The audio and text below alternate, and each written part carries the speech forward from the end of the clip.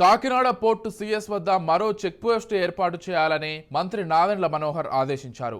ఏపీలో రేషన్ బియ్యం అక్రమ రవాణాపై ప్రభుత్వం ఉక్కుపాదం మోపుతోంది. కూటమి ప్రభుత్వం అధికారంలోకి వచ్చిన తర్వాత పౌర సరఫరాల శాఖ మంత్రి నాదెండ్ల మనోహర్ ఈ అంశాన్ని చాలా సీరియస్గా తీసుకున్నారు. కాకినాడ పోర్టు నుంచి పెద్ద ఎత్తున రేషన్ బియ్యం ఇతర దేశాలకు రవాణా అవుతున్నట్లుగా గుర్తించారు.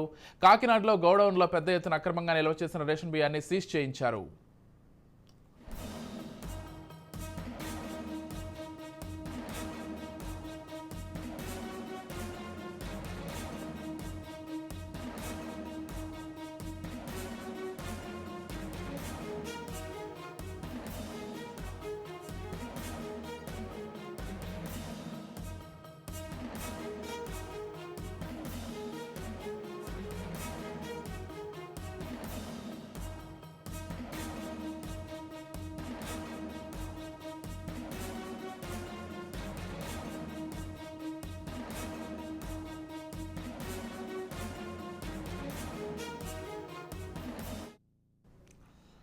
కాకినాడ పోర్టు కేంద్రంగా రేషన్ బియ్యం అక్రమ రవాణాకు చెక్ పెట్టేందుకు 8 విభాగాల పర్యవేక్షణలో చెక్ పోస్టులను ఏర్పాటు చేయించారు.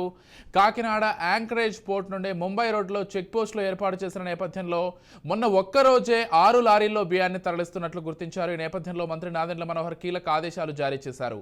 కాకినాడ పోర్టుకు పిఎస్ వద్ద మరో చెక్ పోస్ట్ ఏర్పాటు చేయాలని అధికారులను ఆదేశించారు. కాకినాడ పోర్టు మార్గంలో అన్ని లారీలను తనిఖీ చేయాలని అధికారులను ఆదేశించారు.